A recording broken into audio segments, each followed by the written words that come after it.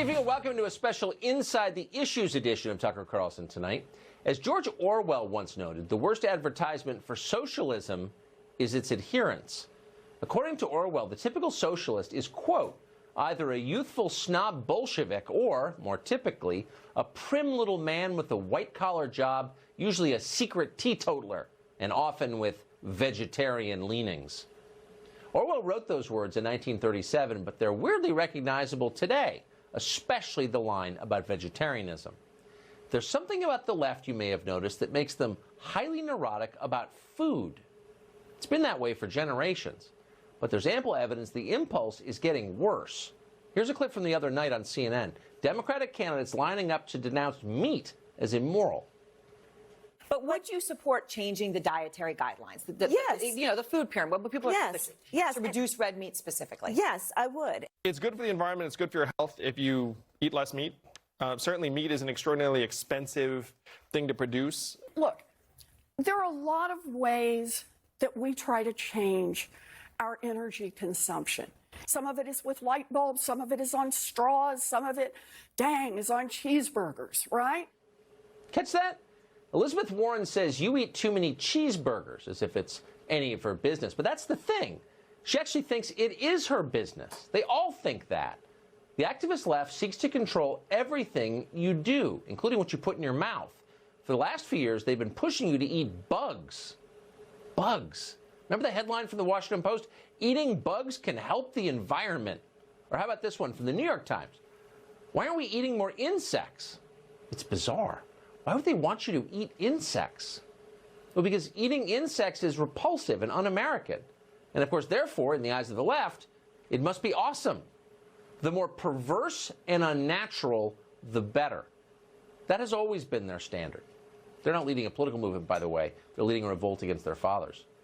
But given that, we shouldn't be surprised by what happened on Swedish television this week, when a researcher called Magnus Söderlund unveiled his plan to fight climate change. According to Söderlund, eating insects is not enough. Cutting greenhouse gas emissions may require us to develop a taste for human flesh. Yes, it's time to practice eco-cannibalism. Watch. A census taker once tried to test me.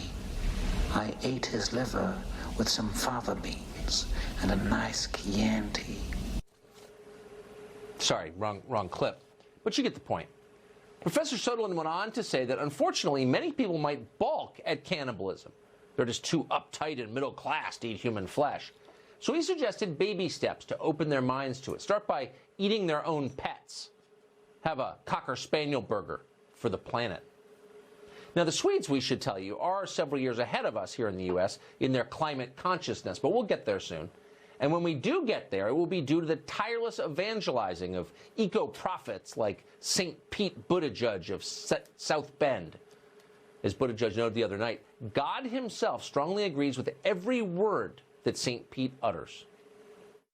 You know, if you believe that God is watching as poison is being belched into the air of creation, and people are being harmed by it, countries are at risk of vanishing in low-lying areas, what do you suppose God thinks of that? I bet he thinks it's messed up. At least one way of talking about this is that it's a kind of sin. Hear that? Disagreeing with St. Pete is a sin. Or as Episcopalians like St. Pete put it, a kind of sin. Whatever, it's bad. What apparently is not a sin is flying on private jets, which St. Pete does more than any other Democratic candidate in the race. Of course, if you did it, if you wound up within 50 feet of a chartered jet, the left would denounce you as a heartless plutocrat who's murdering the planet. But when they fly private, it's very different, very different. It's necessary. It's not frivolous. They have to. It's virtuous, actually. So there are two standards, one for them, one for everyone else. They're like that at everything, by the way. Watch, for example, as St. Pete needles the rest of us proles about our naughty plastic straw habit. I think we're thinking about it mostly through the perspective of guilt, you know, from using a straw to eating a burger. Am I part of the problem? And in a certain way, yes, but the most exciting thing is that we can all be part of the solution. You just heard it. When you use a drinking straw, says St. Pete of South Bend, you're part of the problem. Unless you happen to be Pete Buttigieg himself, and you find yourself at the Iowa State Fair, in which case you can eat all the meat you want, and yes, you can drink from a plastic straw. Watch. And there's no long-term plan. Would the USMCA help farmers? Voters one-on-one. Do they want to know about policy, or do they want to, and how do you pitch something like a plan for, how do you demonstrate to people here that you could be the guy? You starting to figure this out? Straws for me, but not for thee. Don't like it? Tough. Stop your whining and eat your insects, or your pets, or your neighbors. We're heading out for a cheeseburger. Melissa Francis, co-host, among